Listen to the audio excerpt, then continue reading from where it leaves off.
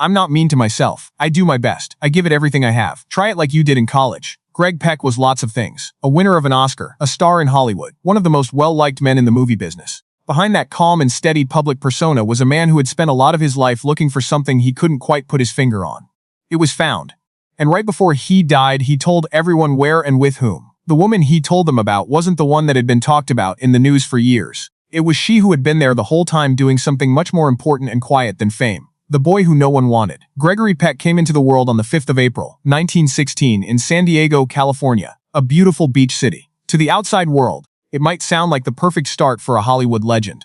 But behind that peaceful scene was a life full of heartbreak that happened long before he became famous. His parents were just not meant to be together. They had been having problems with their marriage for years. And when Gregory was almost 5, it finally ended. Bunny, his mother, asked for a divorce at a time when that didn't happen very often. In the early 1920s, that was a very rare way for marriages to end, so her choice was very odd. She took the petition down for a short time, but she filed it again just a few months later, and this time, the marriage was over for good.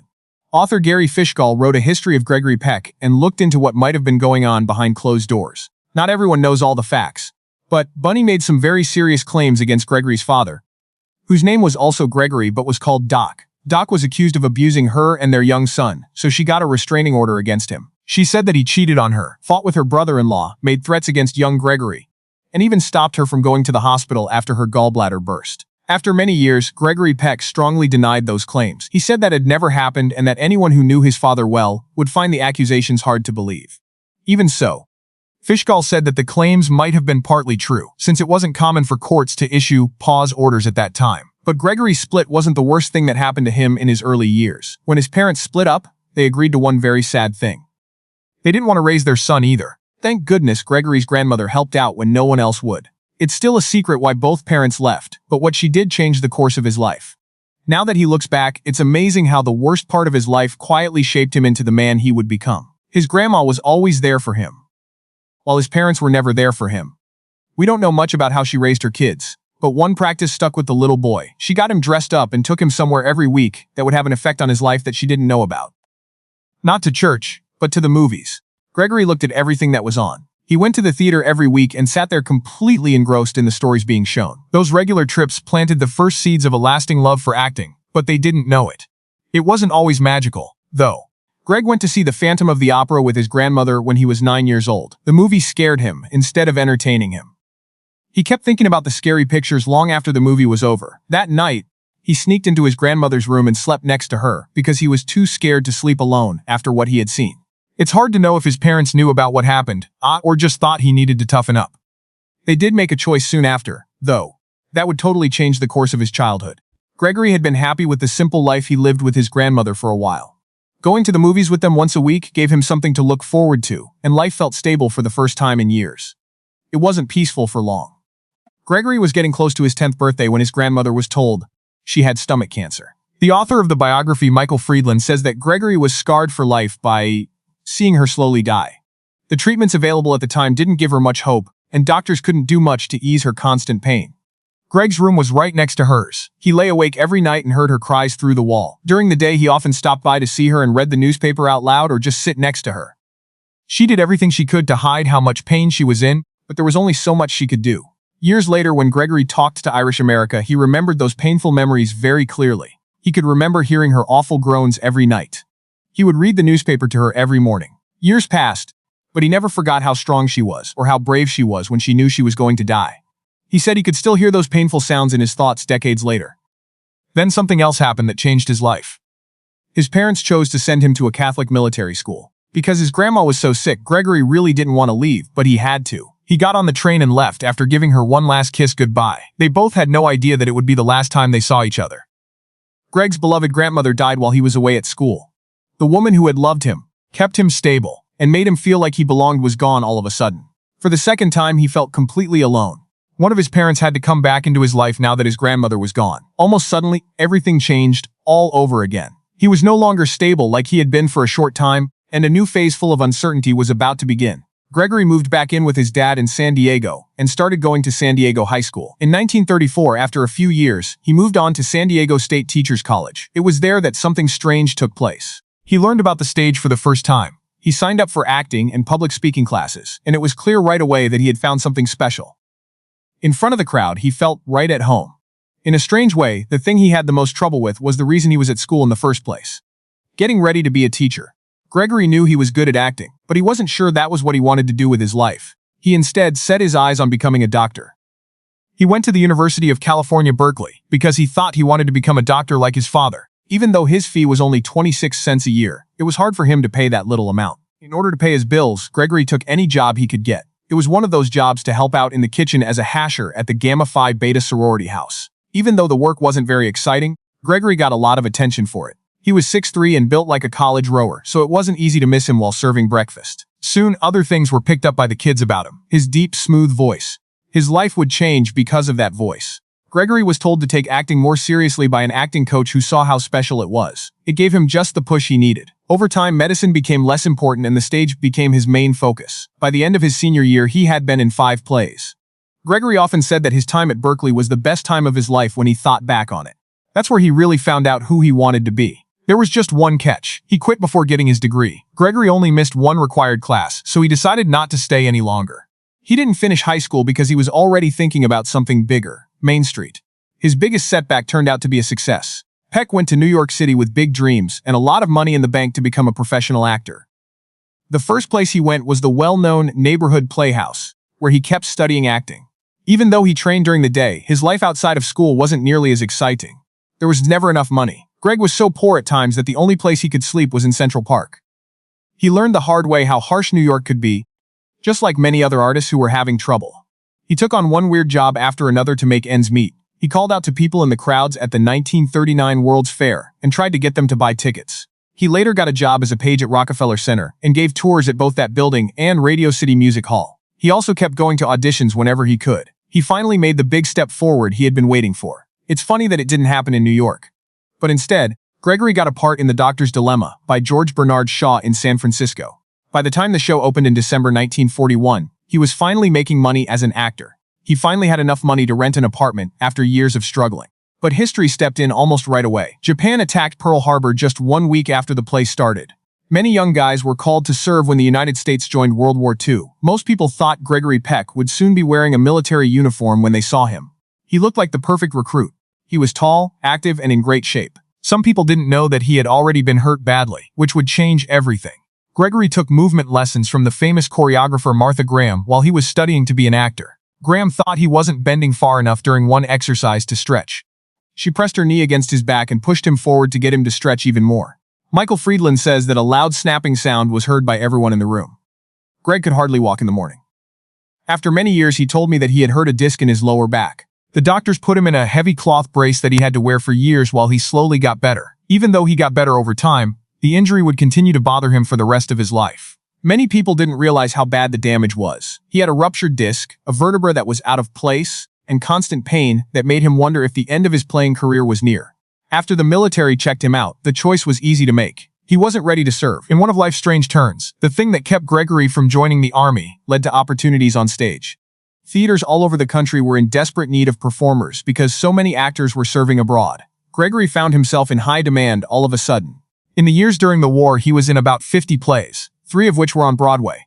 He went on a lot of tours and performed in summer theaters, which helped him gain experience at a rate that would have been hard to do normally. The war was terrible for everyone, but it helped Gregory's career in ways that no one could have imagined. His personal life also changed because of it. Gregory got a lot of attention because there were so many young guys in the military.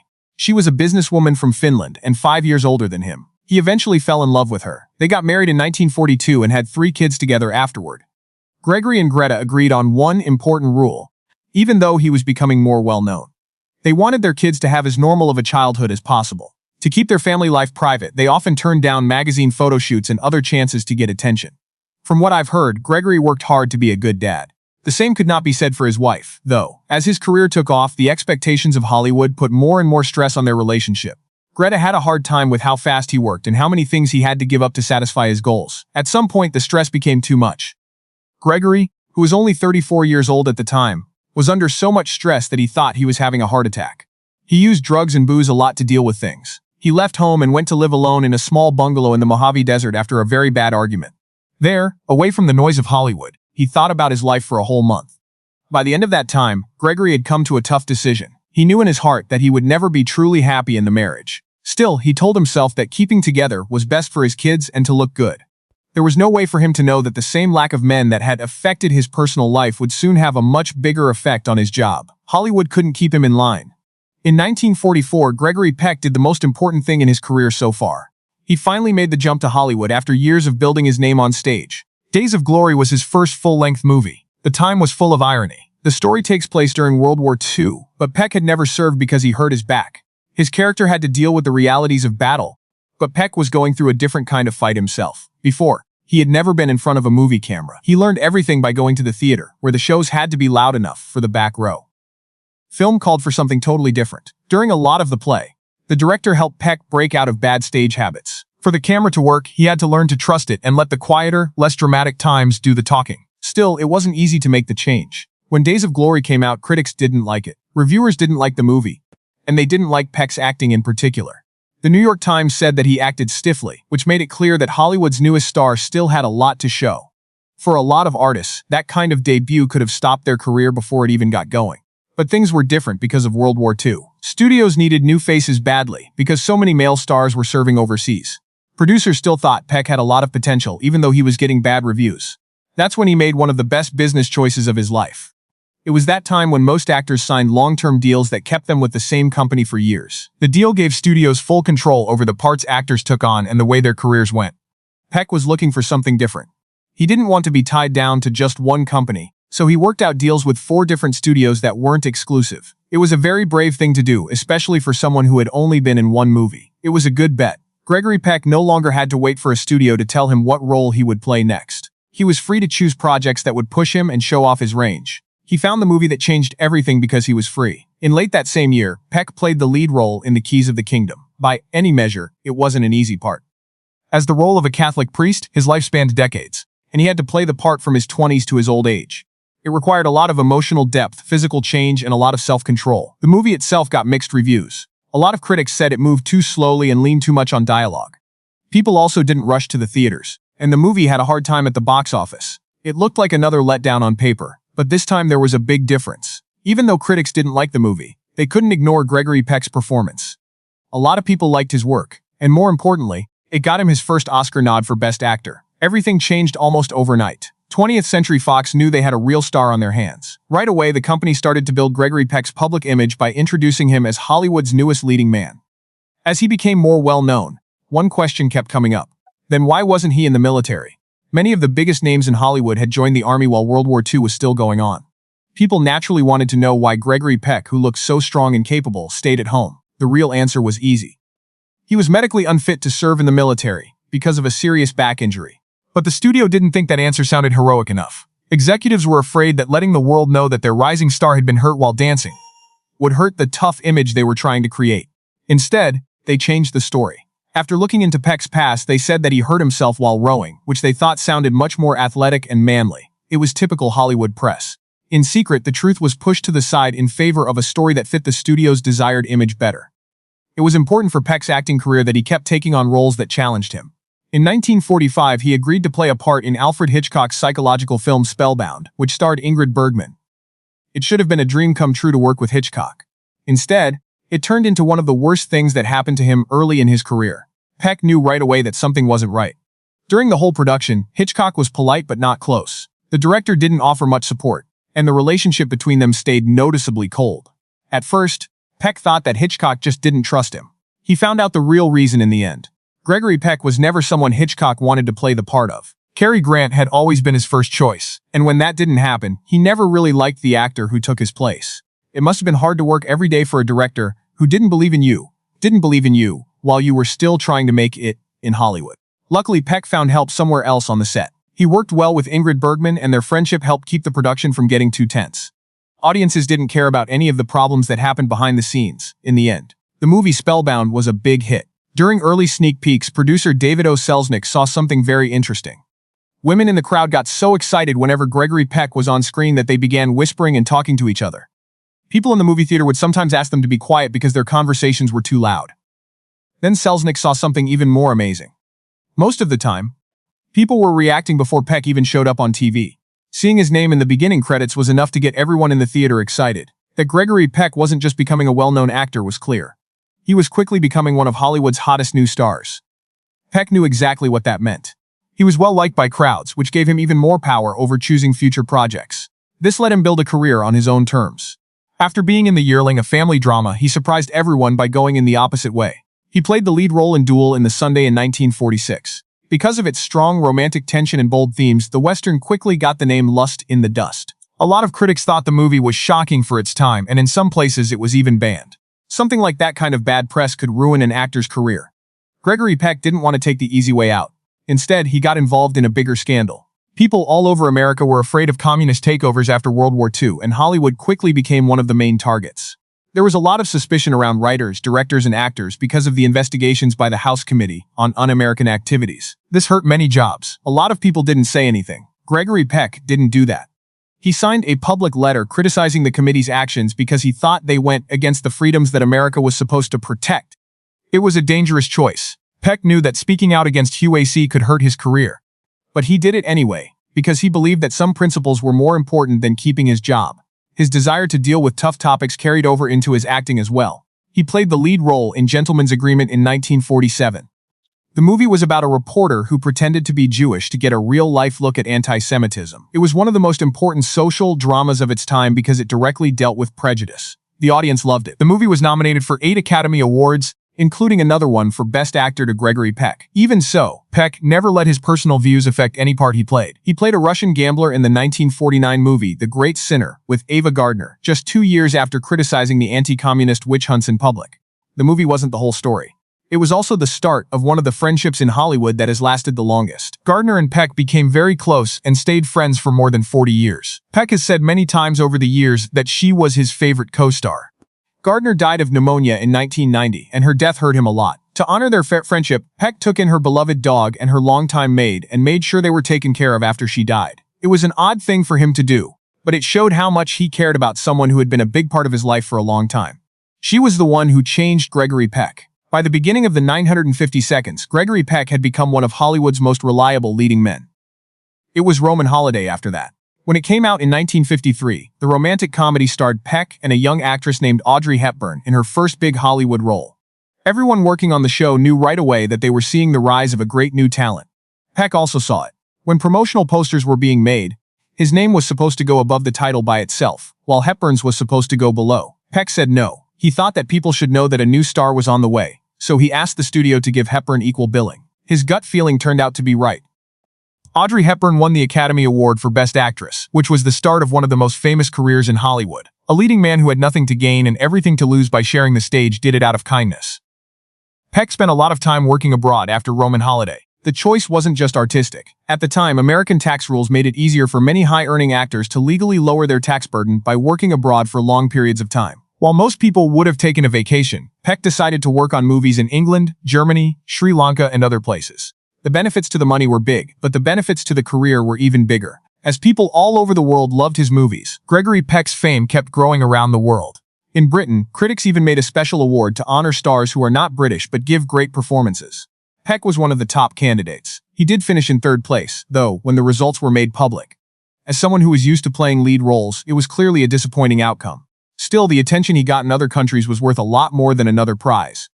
During his time abroad, black and white TV screen, Gregory Peck was going to meet someone who would make his life completely different. He wouldn't start the next part of his story on a movie set. The first thing that would happen would set the tone for the rest of his life. Greg Peck's first marriage was already falling apart by the early 950 Seconds. He and Greta Kukonen's relationship had been getting worse for a while now. In part, they stayed together under the same roof for the sake of their children. There was no doubt that the marriage was over when no one was around. Then fate took over. At the start of 1952, Peck went to Europe to work on Roman Holiday. Paramount asked him to stop in Paris for an interview with France Soir, one of the most important newspapers in France, before going to Rome. It looked like it was just another normal press event. It turned out to be one of the most important times in his personal life. The reporter who was sent to talk to him was a young French woman named Véronique Pisani. From the very first time they talked, there was a clear link between them. Peck was impressed right away by how smart, friendly, and sure of herself she was. On the other hand, Pisani liked how humble and easy to talk to the popular actor was. Their interview was over in the end, and they both went their separate ways. They both had no idea that they would soon see each other again. Things were already going badly in Gregory's marriage at the time. As Peck's breakup with Greta got worse, he couldn't help but think about the amazing young reporter he had met in Paris. After leaving François, Pisani now worked for Paris Press. He called her and they made plans to meet. After a simple lunch, they spent the afternoon together at a racetrack. Soon, one meeting led to another, and soon there was a real romance. While Gregory and Greta were waiting for their divorce to be finalized, things kept getting better between him and Veronique. Gregory Peck finally got a divorce on the 30th of December, 1955, after being married for 14 years. He married Veronique Pisani the very next day, on the 31st of December. The woman he married was only 23 years old, while Peck was 64 years old.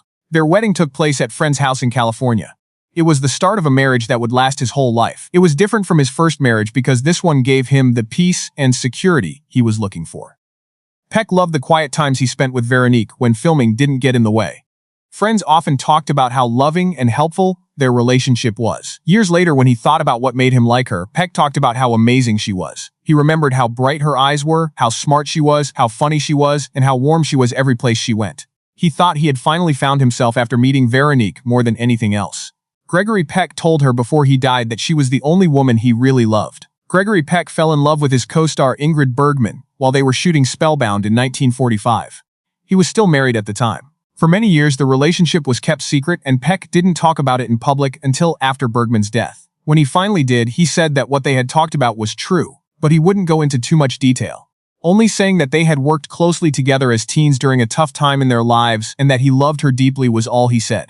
It had been going around for years that the couple was dating. Later, a cast member from Spellbound told reporter Lawrence Lemur that Peck and Bergman once showed up late to work looking very messy, which made the rumors even stronger. It was later written up in David Smith's biography of Ingrid Bergman. Years later, when Peck thought about the great women he had worked with, like Ava Gardner, Lauren Bacall, Sophia Loren, Greer Garson, Jane Wyman, and Audrey Hepburn, he was very quiet whenever Bergman's name came up. He didn't go into specifics about the affair. Instead, he just told her how much he loved her and how much he admired her. In the end, Gregory Peck's amazing trip came to an end after almost 60 years in the public eye. His death was peaceful at home on the 12th of June, 2003. He was 87 years old. Veronique, his wife, was by his side the whole time and held his hand until he died.